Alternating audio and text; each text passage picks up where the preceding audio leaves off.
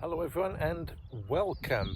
I thought I would give you a quick video update regarding the project E12, and despite a few hiccups that I had in the last couple of days, I have made very good progress with this car in order to get it back to the road. So let's look at what I have been up to in the last couple of days.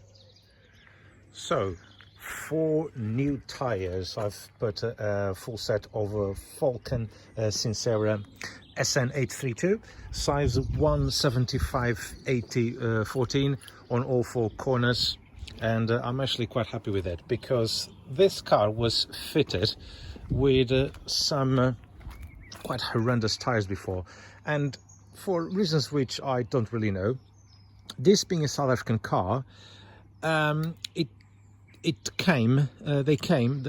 were sold with 185 HR14 tires, which were massive, not just only on the width for this vehicle in particular, but also on the tire profile, which I thought it was very weird. And another thing that I've noticed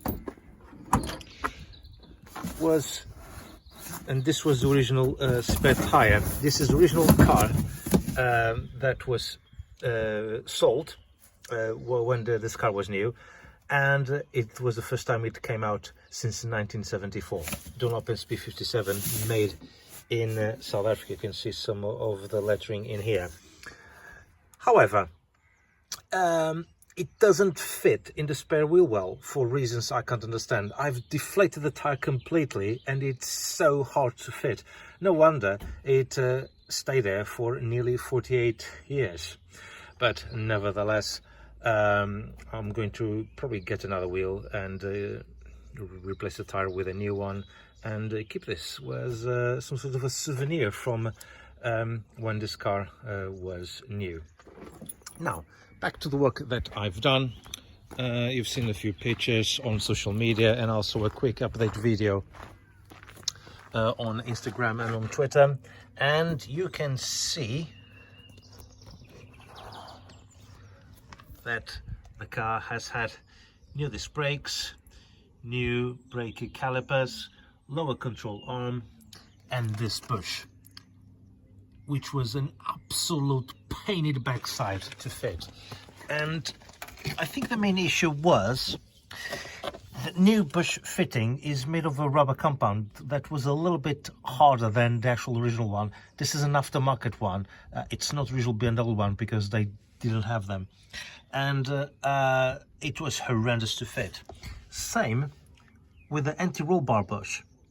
I know the old bushes were a bit worn, but you could still feel that the rubber compound is a little bit stiffer, which made refitting an absolute nightmare. And also the size seems to be just a tad bigger compared to the original one. I know the old ones would have worn and shrunk with time, but I do think that there is some errors. It's not the original BMW, they didn't have that, so I was stuck with aftermarket choice. And I've bled the brakes. Bit of a pain really initially, but it all went good because it has 3 bleed nipples. So it actually took quite a while to do the bleeding. And of course, new flexi hoses, which look very nicely with the whole braking system. So the front is nicely done. So front suspension is all done as well, and I did replace, you can't really see it in here, but you can see with the new boots, replaced the front shocks, and with a new boot and new block. Also fitted new brake drums as well and adjusted them, so that's all done. And just to give you an idea about the parts that were replaced, these were the rear drums, and I think these are the old asbestos ones, which is curious because the all front pads were also the same kind of color. So here's a pile of scrap discs, the old shock absorbers. Look, original from the 1970s. That one is a Burge one. It had blue on the driver's side and the black original stamped BMW on the left hand side. Weird. I wonder if this was replaced at some point. This is not the original one. I'm a bit confused, but anyway. So these, you can see the boot's completely shot, the condition of the bushes, so it really needed replacement. It has a few other scrap nips. Is the condition of the brake hoses. You can see they probably could have done a few more miles, but to be fair, they would be due to be replaced at some point anyway. And here's the old boots, which I think I'm going to keep them probably for future reference. These parts are available, so I don't need to keep them anyway. And here are the older calipers. So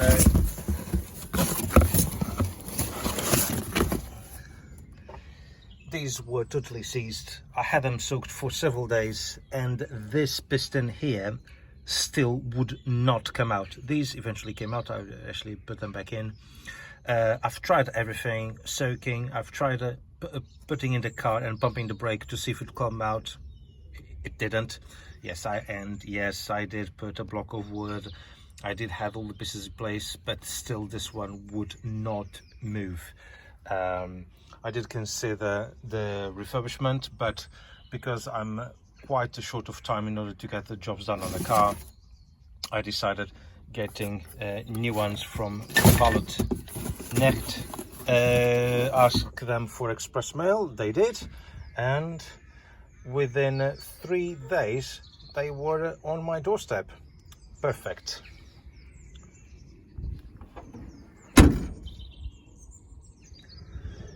Now, there is a list of jobs to be done under the bonnet. I have, but before that, electrics. I had a look at all the lights, and fortunately they all work, front and back. I only had to replace 2 bulbs, a brake bulb and a main headlight bulb, the one on the left hand side. Or everything else was working, as well as the hazard and the whoops, that needs to be glued back again. The hazard lights do work. The rear fog lamp does work as well. Indicators and so on. Everything works. And you can see in here, I have a bit of a water leak. I have no idea where this water comes from. But hey, I'm sure I'll find out. And let's have a look under the bonnet. Right, the carbs are ready to go in. I'll fit them in the next few days. The carbs already have a new needle jets. I am just waiting for a copper pipe in order to replace one of the auto choke coolant pipes, because the original ones are very expensive. They're just hard to get, and in order to get a replacement, it's better to press fit a piece of copper or brass tube. So I'm just waiting for that to be done. I still have to do replace the timing chain tensioner, which is an hour job. Don't have any problem with that. I still have to replace the coolant hoses, which will be done. I got new hoses. I've put that, well, because I just needed to empty the boxes really. And it's got a new ignition coil, but these cables are really, these HT leads are really not the best ones. So I do have a set of a new stock, as well as distributor cap, and that should be good to go. Now, the washer bottle, unfortunately, I had to buy this special from Amazon and do some fitting with some old screws that I've got I had in here, because not only the old motor was seized, some of the piping, the old piping, had been chewed by rats. So I had to replace it, cut several sections, made it a bit short, tried to fit everything, found another hole on a section in here, but then I used a little bit of a brute force and I snapped one of the nozzle jets. As you can see in here, they are actually a bit odd. They are just basically a piece of tube and they are concealed in here. And they're about 20 pounds on Next, but I think I can get them repaired. I've put some epoxy glue to glue it back again, the old one, and see if it goes, because with just only one washer jet it will fail the MOT, so that's not really good. Under bonnet night, and it actually does work. So once the nozzle jet is done, then I can get on with other jobs. In terms of electrics, I've got also another issue, and that's the horns. They do not work at all. I can hear the click from only one of them, but I think these are totally shot, which I'm not surprised. They are quite old. They're probably the original ones. They came with the car, and I think these are dual tone, I'm not sure. So I just ordered a set from Amazon, just really to keep it with an MOT until I found some proper BMW ones, maybe for a more modern car, in order to you know, keep a little bit with the theme. Yeah, oh yes, and I've the brake fluid has been completely replaced, so there's no issues there. And of course the windscreen wipers, which has this odd fitting, this sort of pin, which it doesn't have the usual standard hook, which is a shame, because I even thought about replacing these with black ones, but these are stainless steel and I think they actually look quite nice with the car, but I needed to replace, so I have to find a solution. They are 450 millimeters, so they're actually quite easy to get, and shouldn't be a problem. And what else needs to be done? I needed to check for body corrosion, and I did find a couple of issues, and the first one is in here. Okay, this seems to be pretty full, but this is actually a wheel arch liner. Can you see the bolts in there? This is actually and it's made of metal, and that's why it has corroded, but there is some corrosion in there. I have poked through with the screwdriver, and it seems to be pretty solid, but some of it is rust, but also some of it is actually the color of the car, so it becomes a little bit difficult to show, to see which bit is rust and which bit is original. But in here under the wing, there's a little bit of corrosion here, so I'm not sure what the MOT guy will say, but hey, it is what it is. The other bit of corrosion is actually quite it's not really too bad, and it looks like surface corrosion. This damn thing is a nightmare to focus. You see, it's under there, so I'm sure I can just wire brush that and cure it. And this is the other bit of corrosion that it is under the car. It's quite weird because it's actually quite solid, but the other remaining bits, when I poked around, you see,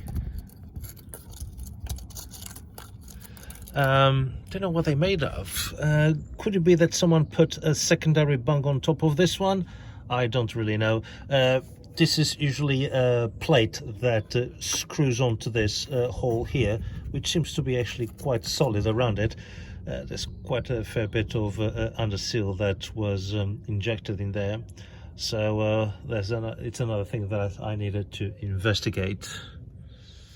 And of course you need a new set of number plates, which I've already bought. There are some rubbish plastic ones. I can't really afford to have the proper raised digit ones, which will be more appropriate to the age of the car, but I will put them as soon as there is some extra money. So there you go. Thank you very much for watching. If you have any comments, any suggestions, please do it so. I would like to hear your opinions about my project and anything that you might want to add.